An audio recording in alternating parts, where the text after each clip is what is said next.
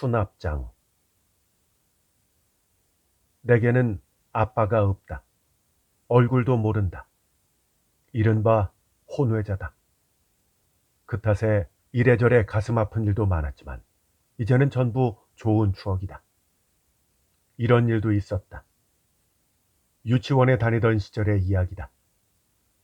당신은 혼외자라는 것이 지금처럼 개방적으로 다룰 화제가 아니었다. 따지자면 터부의 영역이라서 공공연하게 아빠가 없다고 말하기를 꺼리는 분위기였다. 그걸 불편하다거나 비참하게 여긴 적은 없었지만 그날 유치원에서 내준 과제에 나는 약간 당황했다. 아빠 얼굴을 그려봅시다. 선생님이 그렇게 말한 것이다. 뭐? 아빠 얼굴이라고? 주변을 둘러보자 다른 아이들은 도화지에다가 신나게 크레파스를 문질러대고 있었다. 멍하니 있을 때가 아니다. 나도 무언가 그려야 한다.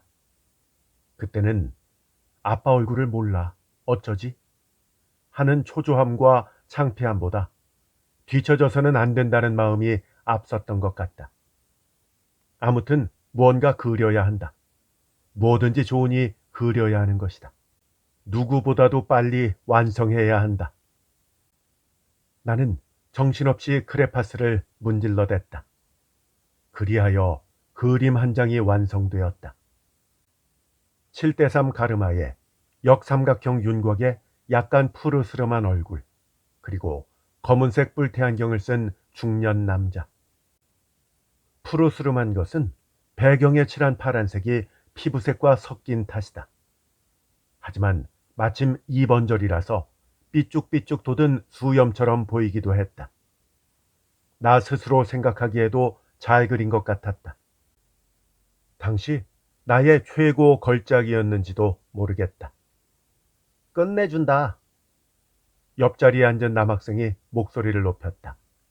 잘 그렸네. 뒷자리에 앉은 여학생이 들여다보았다. 어느덧 내 주위로 아이들이 모여들었다. 하지만 선생님만은 복잡한 표정으로 웃었다. 그거 누구니? 나에게 아빠가 없다는 걸 아는 선생님은 시선으로 분명 그렇게 말하고 있었다.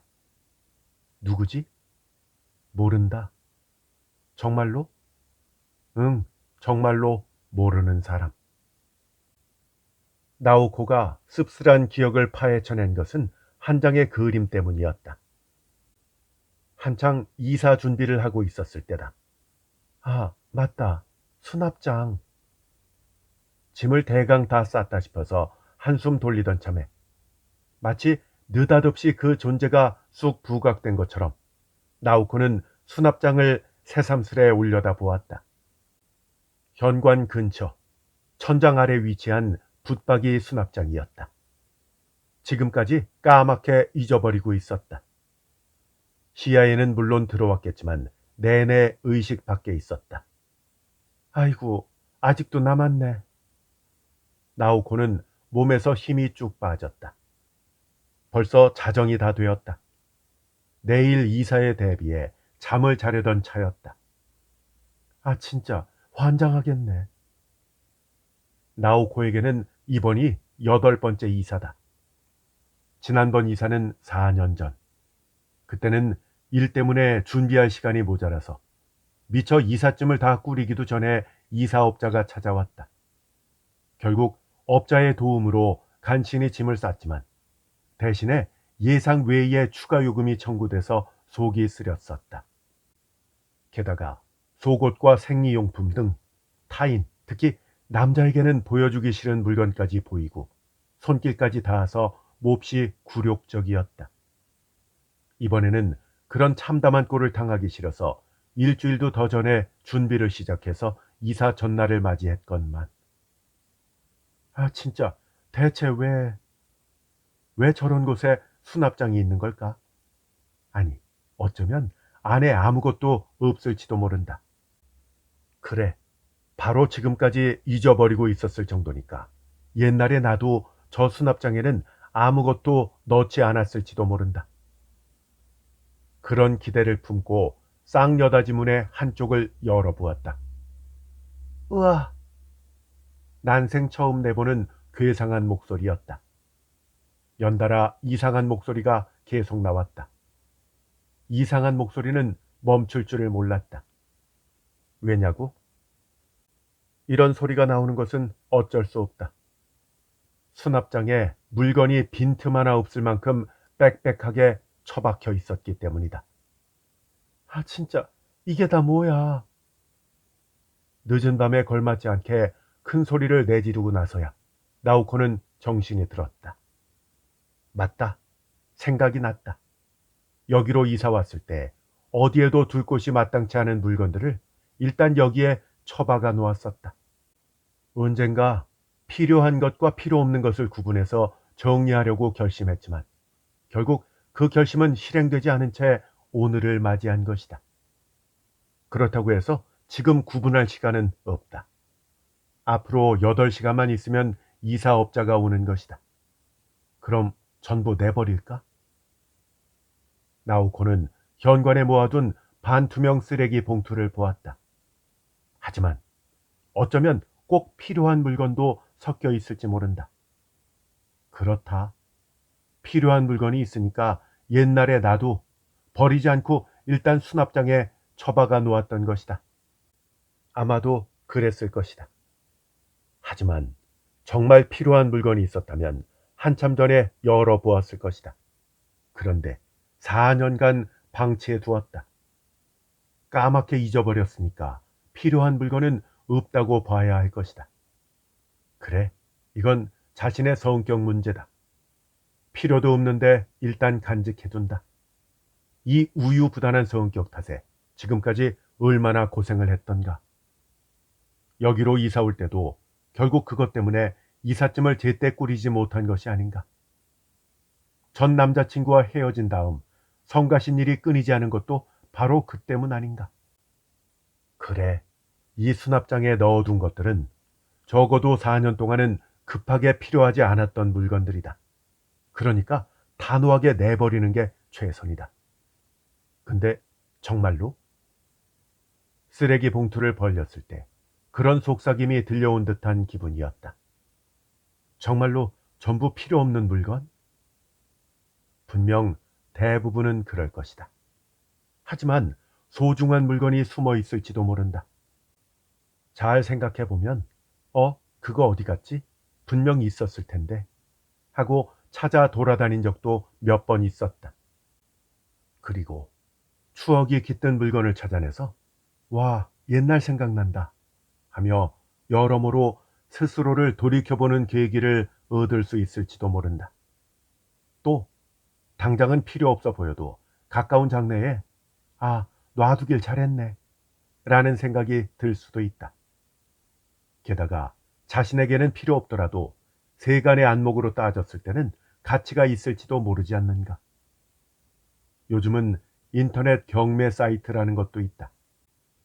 소문에 따르면 어떤 잡동산이라도 나름 가격이 붙는 모양이다. 요전에 어떤 아는 사람도 버리려고 했던 장난감을 시험 삼아서 사이트에 올렸더니 수만 엔에 팔렸다면서 좋아했던 일도 있었다. 그래, 경매 사이트에 올리자. 중고 매장에 파는 것도 방법이다. 어쩌면 2, 3만 엔 정도는 돈이 되지 않을까? 아니지. 2, 3천 엔만 돼도 고맙다. 이런 욕심이 나는 것도 이사 때문에 심각한 금전 결핍증에 걸린 탓이었다. 새 집을 얻기 위한 초기 비용은 물론이고 이사 비용이 의외로 많이 들어간다. ELDK 집에 이사업자는 8만 엔의 견적을 냈다. 돌려받는 보증금을 따져보더라도 한참 초과된 예산이다. 이번 달은 어떻게 버틴다고 쳐도 다음 달이 걱정이었다. 다음 달은 보수가 입금될 예정이 없다. 그렇다. 요 몇 년 나오코의 작업량은 하향 곡선을 그리고 있다. 처음에는 완만했기 때문에 좀처럼 위기를 느끼지 못했지만 요 반년은 급격한 하향세다. 그리고 마침내 지금까지는 한 달에 정기적으로 10수건씩 들어오던 작업 의뢰가 석 달에 2건이 되고 말았다. 그리고 그 즈음에 임차 계약을 갱신해야 할 때가 온 것이다. 원래는 갱신할 생각이었지만 어쩌면 여기보다 좀 더 싼 곳으로 이사하는 편이 더 현명할지도 모르겠다고 판단했다. 이 집은 요모조모 따져보지도 않고 집주인과 집세 교섭도 없이 대뜸 계약서에 도장을 찍었던 곳이다. 불과 4년 전에는 검토니 교섭이니 할 여유도 없을 만큼 일에 치여 살았기 때문이다. 그래도 이사를 결심한 건 어떤 사정 때문이었지만 지금은 경제적인 문제가 나우코의 최우선 과제다. 이번에는 이것저것 따져보고 집세도 교섭해서 지금 사는 곳보다 조건은 좋지만 한 10,000엔쯤 싼 집을 얻었다. 스스로 생각하기에도 대단한 성과였다. 하지만 이사에 드는 돈은 사실 별로 고려하지 않았다. 그저 지금보다 집세가 10,000엔 싸다는 당장의 이익에만 눈이 먼 게 아닐까. 아니다. 긴 안목으로 보면 결국 이사하는 것이 정답이다. 초기 비용은 금방 회수 가능하다. 그 금방이 구체적으로 언제인지는 깊이 생각해 보지도 않고 이사를 결심했다. 요컨대 나오코는 꼼꼼한 계산에도 젬병이었다. 그 탓에 어쩌면 꽤나 손해보는 길을 선택한 게 아닐까. 그 순간은 득을 본 것 같지만 몇 년이라는 긴 시간을 두고 보면 결국 손해를 보는 것이 아닐까. 그런 생각이 들 때도 많지만 그런 것보다 지금은 수납장에 처박아둔 물건이 먼저다. 버리느냐 마느냐 그것이 문제로다. 15분쯤 고민한 끝에 나오코는 나중에 생각하자 하는 결론을 내렸다. 지금은 아무리 생각을 해본들 올바른 판단을 내릴 수 있는 정신 상태가 아니다. 이럴 때는 미래의 자신에게 맡기는 편이 더 낫다. 이를테면 문제를 보류한 셈이다. 이 방법을 남용하는 탓에 골치 아픈 일에 휘말릴 때도 많았지만 그런 먼 미래의 문제는 지금의 자신이 알 바 아니다. 지금 이 순간 눈앞에서 문제를 감추고 싶을 뿐이다. 그리고 나오코는 여기로 이사 올 때와 완전히 똑같은 행동에 나섰다. 이 수납장에 들어있는 걸 통째로 새 집에 가져가자. 아니야, 잠깐만. 골판지 상자. 골판지 상자는 이제 하나밖에 남지 않았다. 그것도 작은 사이즈다. 이 상자에는 책상 서랍 하나 분량의 짐밖에는 들어가지 않는다. 수납장의 짐들을 통째로 담기는 도저히 무리다. 불가능한 것이다. 그럼 골판지 상자를 어디서 마련해 올까? 편의점에 가면 사용하고 난 골판지 상자를 넘겨줄지도 모른다. 그래, 그렇게 하자. 하지만 이렇게나 늦은 시간이다. 요즘 이 부근에 수상한 사람이 출몰하니까 조심하라고 맨션 관리인이 주의를 주었었다. 게다가 비가 내린다. 빛발이 제법 굵다. 귀찮다. 어머, 이것 좀 봐. 옛날 생각나네. 나오코는 반가움에 겨워서 또 한 번 목소리를 높였다. 어느덧 새벽 2시가 지났다. 앞으로 6시간 후면 이사업자가 온다. 하지만 나오코는 그 사실을 싹 잊어버린 듯한 모습이었다. 결국 나오코는 수납장에 든 물건을 버릴 것과 버리지 않을 것으로 구분하기로 결정했다. 그로부터 2시간. 하지만 구분 작업은 지지부진했고 그런 고로 수납장에 든 물건도 전혀 줄지 않았다. 그래도 나오코가 기뻐 보이는 것은 잊어버렸던 추억이 차례차례 발굴되었기 때문이다. 대학 시절에 사용했던 수첩, 고등학생 때 만들었던 스크랩북, 중학생 시절의 조별 노트, 그리고 초등학생 시절의 산수 시험지. 시간을 거슬러 올라가듯 추억이 차례차례 눈앞에 나타났다. 전부 나오코가 본가를 떠날 때 비밀리에 가지고 나온 물품들이다. 당시에는 무덤까지 가져갈 각오를 하고 극비에 붙였지만 지금 보니까 전부 하잘것없는 물건들 뿐이다. 나 초등학교 때부터 정말로 숫자에 약했구나. 나오코는 손에 든 시험지를 보면서 실눈을 뜨고 웃었다. 이 15점짜리 산수 시험지를 돌려받았을 때 눈앞이 캄캄해졌던 것이 기억났다. 난생 처음으로 절망을 느낀 순간이기도 했다. 진짜로 죽고 싶었다. 죽을 곳을 찾아서 온 학교를 돌아다녔었다. 그러다가 옥상에 당도했을 때 왜 이렇게까지 절망했는지 자문자답해 보았다. 15점이라는 한심한 점수를 맞은 게 용서가 안 돼서? 아니다. 그럼 엄마한테 야단 맞는 게 무서워서? 그렇다. 시험지를 엄마에게 보여주기가 몹시 무서웠다. 싱글맘인 나오코의 엄마는 자신의 입장을 잘 이해하고 부끄럽게 여기기도 했기 때문에 세상 사람들에게 웃음거리만은 되지 마라. 세상 사람들에게 손가락질 당할 멍청한 짓은 하지 마라. 하고 매일같이 나오코를 채찍질했다. 비유가 아니라 실제로 때렸다. 학대까지는 아닐지언정 나오코 입장에서는 이 세상에서 제일 무서운 처벌이었다. 나오코는 대개 시험 결과가 나쁠 때 이 처벌을 받았다. 엄마는 나오코에게 늘 80점 넘게 받기를 강요했다. 한번 75점을 받았을 때는 대나무 자로 엉덩이를 몇 대 때리고 저녁밥도 굶겼었다. 75점이 그 정도인데 15점을 받은 날에는 나오코는 옥상 난간을 움켜쥔 채 몸을 부들부들 떨었다. 그런데 잠깐만. 그럼 이 시험지를 엄마한테 안 보여주면 되는 거 아닌가? 그렇다. 이 시험은 선생님이 변덕스럽게 실시한 쪽지 시험이다. 아무 예고 없던 시험이라서 공부할 틈도 없어서 이런 점수를 받았을 뿐이다.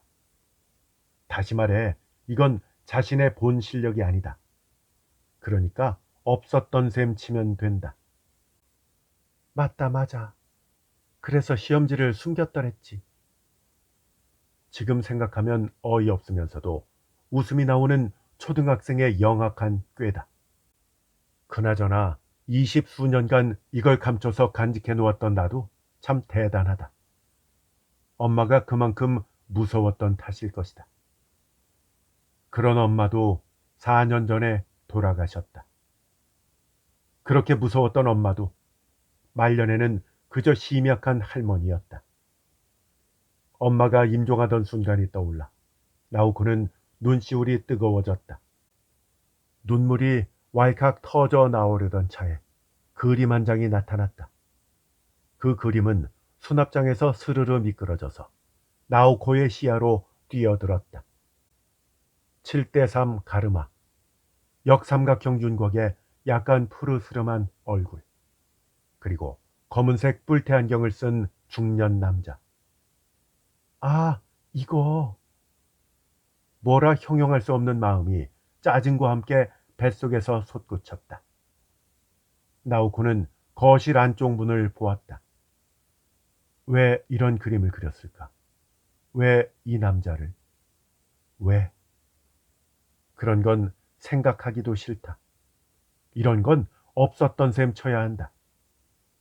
나오코는 그림 양끝을 두 손으로 잡고 힘을 주었다. 하지만 화면의 시계가 눈에 들어와서 현실로 되돌아왔다. 새벽 2시 57분. 아차, 큰일 났다. 벌써 시간이 이렇게. 앞으로 5시간 후면 이사업자가 오는데. 저 실례합니다.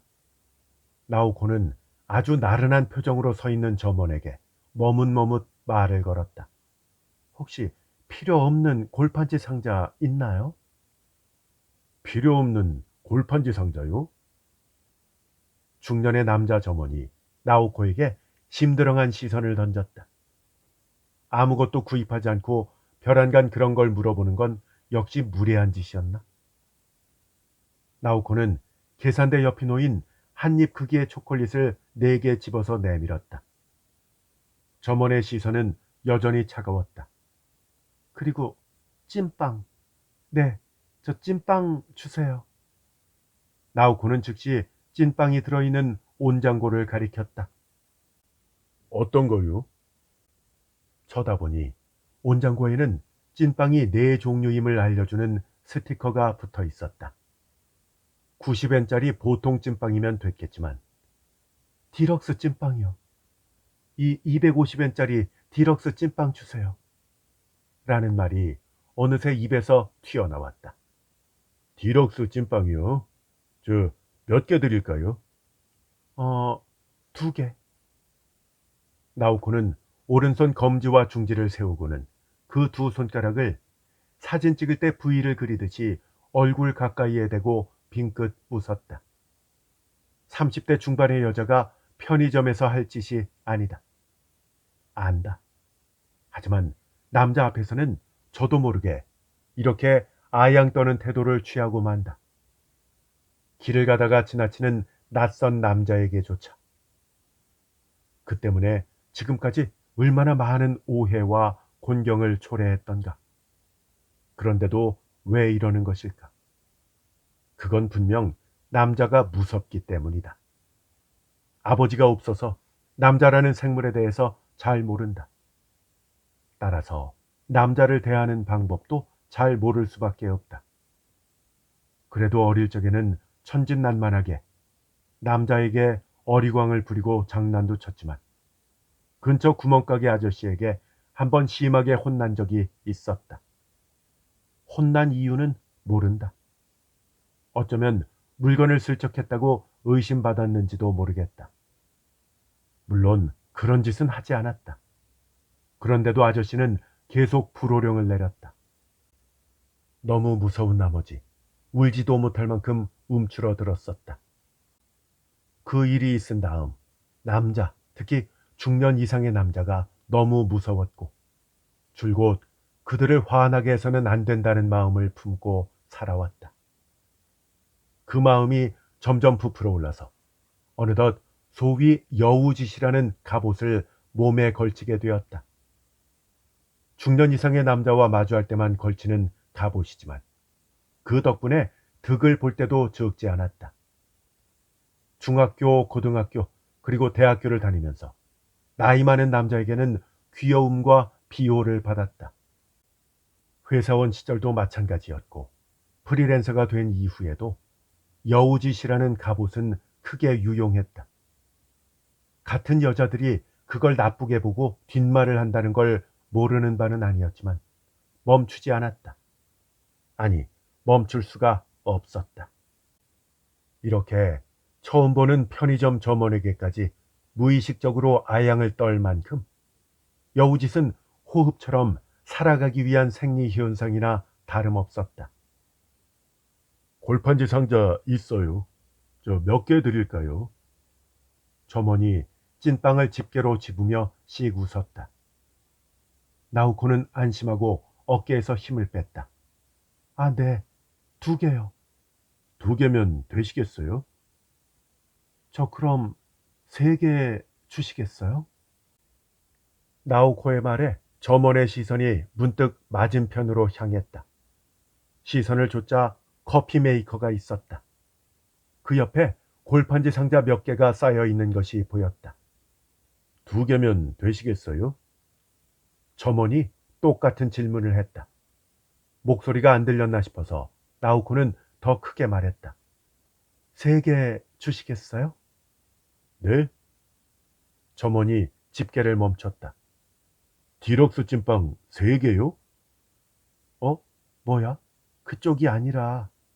아니야, 디럭스 찐빵은 2개면 충분하다니까. 이렇게 생각했다. 하지만 점원은 이미 디럭스 찐빵을 하나 더 집었다. 뭐 상관없을 것이다. 골판지 상자를 받을 거니까 그 대신이라고 생각하면. 그런데 아무리 그래도 250엔짜리 디럭스 찐빵을 3개, 합쳐서 750엔이나 낭비한 것이다. 아, 그리고 초콜릿도 샀으니까 약 800엔이나 날아간 셈이다. 이럴 거면 그냥 골판지 상자를 사는 편이 훨씬 더 싸지 않았을까? 애당초 골판지 상자를 왜 더 많이 준비하지 않았을까? 이사 대금에 포함된 골판지 상자는 대중소 크기 각 10개씩 총 30개다. 그것이면 충분할 줄 알았다. 너무 많지 않나 하는 생각까지 들었다. 그래서 개당 50엔의 골판지 상자를 추가할 수 있는데 어쩌시겠어요? 하고 이사업자가 물었을 때 아니요, 됐어요. 하고 딱 잘라 거절했다. 우유부단한 나오코의 성격치고는 아주 단호한 선택이었다. 하지만 지금 생각하건대 그때 개당 50엔에 골판지 상자를 3개 더 추가했으면 150엔으로 끝날 일이었다. 그리고 이렇게 비가 펑펑 쏟아지는 밤에 걸어서 10분이나 걸리는 편의점까지 올 일도 없었을 것이다. 덧붙여 800엔이나 낭비할 일도. 역시 경제관념이 어정쩡하다고 할까. 딴에는 잘한다고 한 일이 죄다 기대에 어긋난다. 혼자 오셨어요? 점원이 디럭스 찐빵을 종이봉투에 넣으며 물었다. 네? 저 골판지 상자 제법 크거든요. 3개면 혼자 들고 가시기가 좀 힘들지 않을까 싶어서요. 아, 괜찮아요. 이래 보여도 힘은 좀 있는 편이라서요. 그럼 끈으로 묶어드릴까요? 아, 네. 그래 주시면 고맙죠. 디럭스 찐빵 3개 가지고는 부족하지 않으시겠어요? 점원이 봉투 입구를 나오코 쪽으로 향했다. 뭔가 하고 싶은 말이 있는 듯한 눈치였다. 골판지 상자를 그냥 주고 그걸 들고 가기 편하도록 끈으로 묶어주기까지 하는데 그 대가가 찐빵 3개라니 너무 싼 거 아닌가? 마치 그렇게 말하는 것 같았다. 온장고를 보자 디럭스 찐빵이 딱 하나 남아 있었다.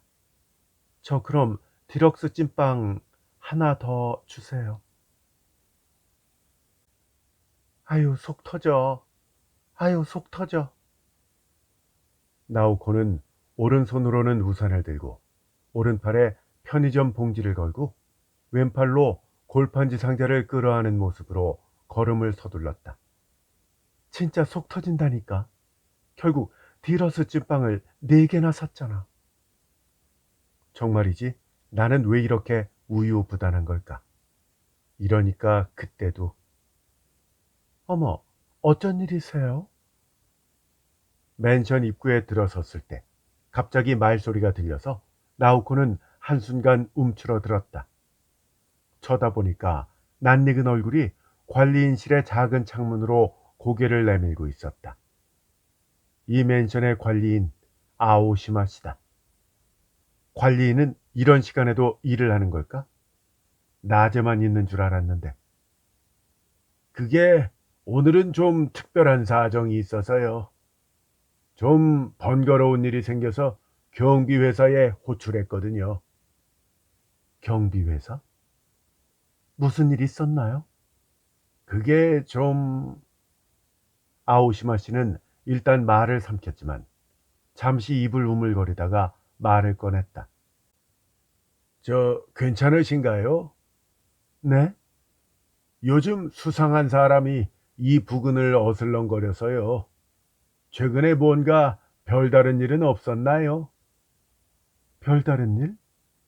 글쎄요, 딱히 이상한 냄새가 난다든가. 냄새요? 아니요. 그럼 됐습니다. 하지만 조심하세요. 특히 문단속은요, 창문도 꼭꼭 잠그시고요. 아오시마 씨는 이제야 생각났다는 듯이 작게 손뼉을 쳤다. 아, 그러고 보니까 오늘 이사하시죠? 네, 맞아요. 분명히 아침 8시에 이사업자가 올 예정이라고 연락을 받았는데요. 네, 수고스러우시겠지만 잘 부탁드려요. 비가 그칠 것 같아서 다행입니다. 일기예보를 보니까 오늘은 하루 종일 맑을 거래요. 그런가요? 그거 잘 됐네요. 그나저나 죄송합니다. 네? 이번 이사 그 일이 원인이죠? 그 일이라뇨? 옆집에 사시는 야마시타 씨 말씀이에요. 아, 지금도 시끄럽나요? 아니요, 지금은 그렇군요. 그래도 정말 여러모로 피해를 입으셨죠. 그 때문에 이사까지 가시고. 아니요, 그 일이랑 이사는 전혀 상관이 없어요. 마침 계약을 갱신할 시기인데 마음에 쏙 드는 곳이 눈에 띄었을 뿐이에요. 어느 쪽으로 가세요? 하치오지 쪽으로요. 하치오지? 좀 머네요. 일은 괜찮으세요? 네, 프리랜서니까요. 출근을 하지 않아도 되거든요. 아, 참, 그랬죠? 저, 일러스트레이터라고 하셨었지요? 네, 그래요. 이야, 대단하십니다. 존경스러워요. 저도 소시적에는 그림을 좀 그렸는데, 그림만으로는 도저히 먹고 살 수가 없어서 뜻을 꺾었습니다. 근데 그걸 업으로 삼아 훌륭하게 살아가시다니 부럽네요. 아니에요. 무슨 말씀을요? 근데 일러스트레이터라고 하면 어떤 분야인가요? 저 잡지 사파나 단행본 표지, 또 상품 포장지 일러스트도 하고 있어요. 대단하시네요. 정말 굉장해요. 아니요. 요즘은 일이 줄어서요. 부끄러운 이야기인데 그래서 집세가 좀 싼 곳으로 이사하게 된 거예요. 저런 저런. 관리인은 과장되게 인상을 찌푸리며 고개를 저었다. 워낙 불경기니까요. 알만합니다. 그런데 얼마 전까지는 그렇게 경기가 좋았는데 이렇게 단박에 푹 가라앉다니 믿기지가 않네요. 네, 정말 그래요. 그런데 어디 다녀오시는 길인가요? 네? 아오시마 씨의 시선이 골판지 상자로 향했다. 숨길 일도 아니기 때문에 나오코는 있는 그대로 말했다. 편의점에 다녀오는 거예요. 골판지 상자를 얻으러 갔었거든요. 아, 골판지 상자요? 여기 관리인실에도 있었는데 말씀을 하시지. 갑자기 필요해지는 바람에요. 아, 그렇군요. 그럼 또 모자라면 말씀하세요. 네, 감사합니다. 아오시마 씨의 시선이 이번에는 편의점 봉지로 향했다.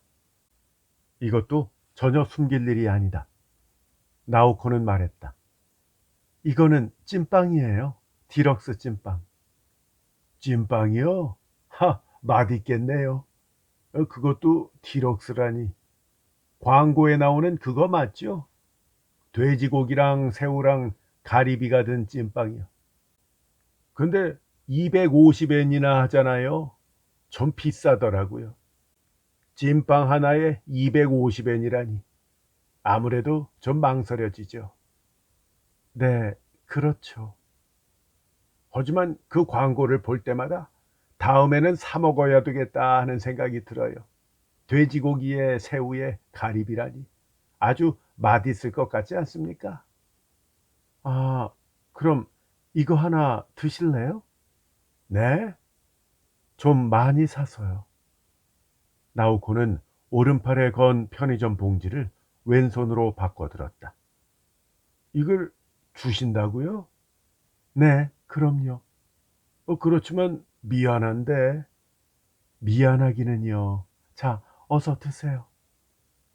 나오코는 편의점 봉지에서 찐빵을 하나 꺼내서 관리인에게 내밀었다. 감사합니다. 그럼 사양 않고. 아오시마 씨는 찐빵을 받아 기쁜 표정으로 잠시 바라보았다. 그러다가 고개를 휙 들더니 관리인의 얼굴로 말했다. 앞으로 2시간 반 남았군요. 준비 잘 하세요. 하지만 수납장 안은 여전히 물건으로 넘쳐났다. 꺼내고 또 꺼내도 물건이 줄지 않는다. 꺼내놓는 만큼 어디선가 새로운 물건이 솟아나는 것만 같았다. 마치 악몽을 꾸는 듯한 기분이었다. 나오코는 제자리에 털썩 주저앉았다. 바닥에는 물건들이 새 무더기로 쌓여 있었다. 처분, 보관, 그리고 보류. 세 개 중에서 보류 무더기가 압도적으로 크고 높았다. 나오코는 그 무더기를 오랫동안 바라보았다. 무리다. 시간상 무리다. 아니, 성격상 무리다. 앞으로 1시간 만에 보류해 놓은 물건들을 구분하는 건 도저히 불가능하다. 이런 젠장. 나오코는 머리를 쌓아놨다. 평소 억눌러 두었던 우라통이 턱 밑까지 차올랐다. 이대로 가다가는 폭발할 것 같았다. 아, 정말 진짜 어쩌지 이거. 머리를 세차게 흔들었을 때 보류 무더기에서 하얀 무언가가 대굴대굴 굴러떨어졌다. 어머, 이건 엄마 틀니잖아. 엄마의 마지막 얼굴이 떠올라 목이 메었다. 나오코는 틀니를 보관 무더기에 살짝 올려놓았다. 엄마의 추억에 잠시 잠겨 있자니 보류 무더기에서 이번에는 단행본 한 권이 미끄러져 내렸다. 길모퉁이에서 껄끄러운 사람과 딱 마주쳤을 때처럼 나오코는 쓴웃음을 지었다. 원래 같으면 달아나고 싶은 장면이지만 눈이 마주친 이상 인사하지 않을 수 없다는 듯이 나오코는 그 책을 집어들었다. 그것은 나오코가 처음으로 표지 그림을 담당한 추리 소설이었다. 문단의 중진인 베스트셀러 작가의 작품이라서 이 책도 잘 팔렸다. 나오코가 어엿한 일러스트레이터로 활약할 수 있었던 것도 모두 다 이 책 덕분이었다. 그래도 싫었지만. 나오코는 표지를 넘겨보았다. 담배를 문 채 포즈를 취한 초로 남자의 사진이 큼지막하게 박혀 있었다. 진짜 밝히는 아저씨였지. 나오코는 진심으로 꺼림칙했지만 저쪽은 그렇지도 않았던 모양이다. 아니, 오히려 호의를 품었던 것 같다. 딱 한 번 술을 함께 마셨을 뿐인데. 그런데 이런 걸. 저자의 사진 밑에 메시지가 작게 적혀 있었다. 다음 주에 호텔에서 기다리겠다는 유혹 문구였다. 아우, 정말 소름이 쫙 끼치네. 나오코는 그 책을 처분 무더기에 던져 올렸다. 하지만 바로 마음을 바꿔서 보류 무더기에 되돌려 놓았다. 아까부터 계속 같은 짓을 반복 중이네. 버렸다가 되돌려 놓고 버렸다가 또 되돌려 놓고. 역시 뭘 어떻게 해도 보류 무더기를 줄이는 건 불가능해. 옳지. 좋은 생각이 났다. 그럼 보류 무더기를 고스란히 새 집으로 가져가자. 그래, 새 집에서 다시 고민하면 될 것이다. 그렇다면 더 필요한 것이 있다. 바로 골판지 상자. 아니, 그 전에 버리기로 결정한 것부터 정리하자. 이게 없으면 마음부터 상쾌해질 테니까.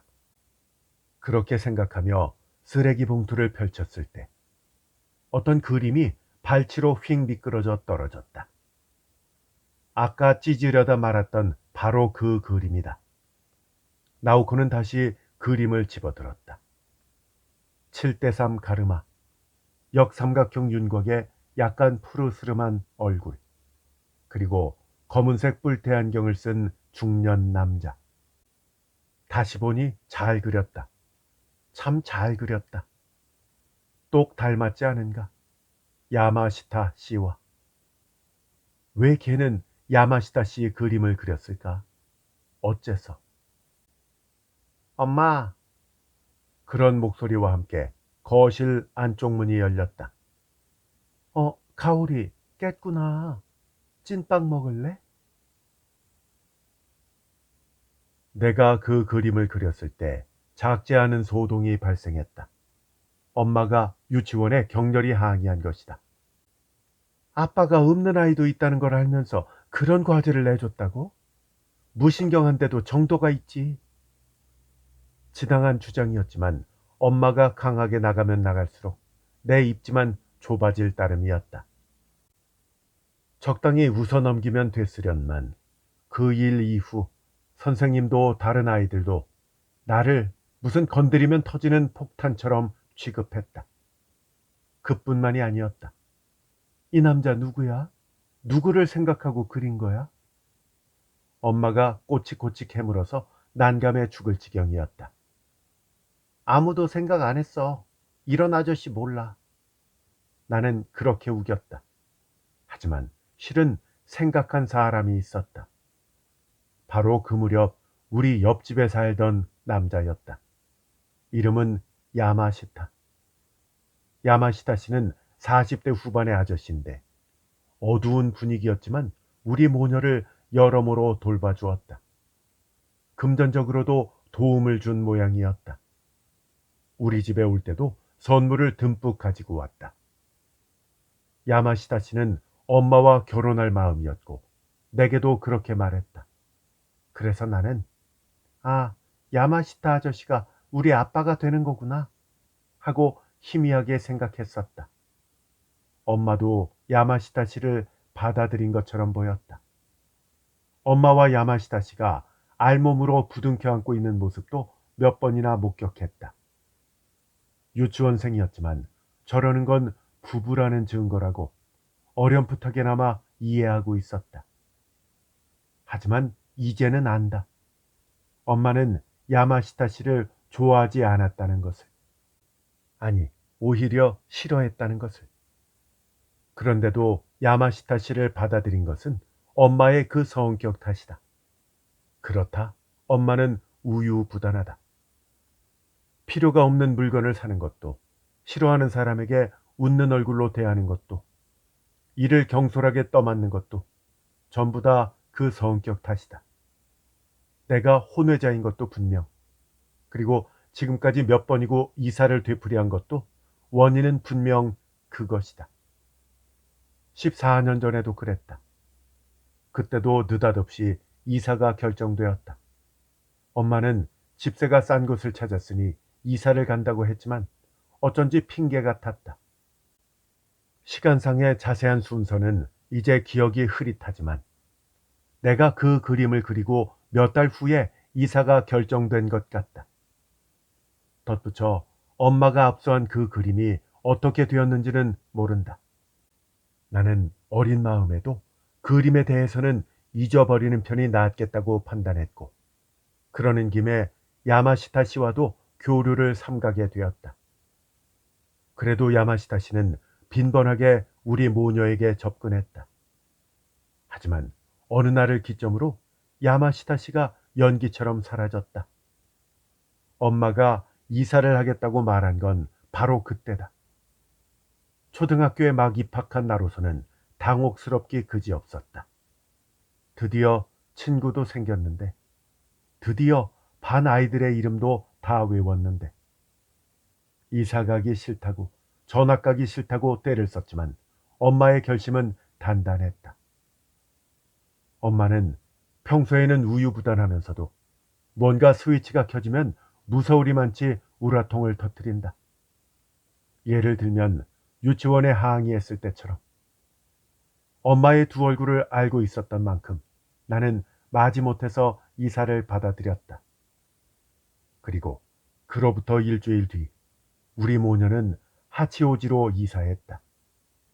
우리가 새 집에 보금자리를 틀고 짐 정리를 마쳤을 무렵 야마시타 씨가 부패한 시체로 발견됐음을 TV 뉴스로 알았다. 낯익은 얼굴이 텔레비전 화면에 커다랗게 나왔다. 와, 야마시타 아저씨다. 나는 소리쳤다. 그때는 초등학교 1학년 때라서 부패한 시체가 무슨 뜻인지는 몰랐지만 야마시타 씨가 죽었다는 건 이해했다. 야마시타 아저씨 죽었어? 응, 죽은 모양이네. 내 물음에 엄마는 차갑게 대꾸했다. 그 옆 얼굴을 보고 생각했다. 혹시 엄마가? 그러나 머릿속을 살짝 스친 의욕은 눈 깜짝할 사이에 의식 깊은 곳으로 가라앉았다. 그리고 지금 엄마는 또다시 이사 준비에 쫓기고 있다. 다음 주가 내 성인식인데도 아랑곳 없이 엄마는 갑자기 이사 가기로 결정했다. 엄마가 또 뭔가를 저질렀다. 나는 수납장을 올려다보았다. 이사할 때마다 수납장은 커진다. 14년 전까지는 벽장 위칸 정도 크기로도 충분했는데 이제는 폭 3.6m 크기의 버젓한 수납장이다. 이 수납장에는 엄마의 비밀이 들어차 있다.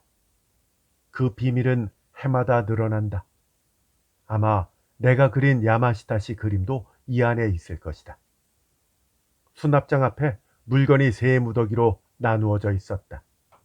처분 무더기, 보관 무더기, 그리고 보류 무더기. 보류 무더기에서 낡은 단행본 한 권이 미끄러져 떨어졌다. 표지를 장식한 건 분명 엄마의 일러스트일 것이다. 여자가 남자를 죽이는 일러스트. 그리고 이 소설을 쓴 작가는 행방불명 상태다. 가오리, 엄마가 골판지 상자를 끌어안고 돌아왔다. 14년 전 그때와 똑같다. 가오리, 찐빵 먹을래?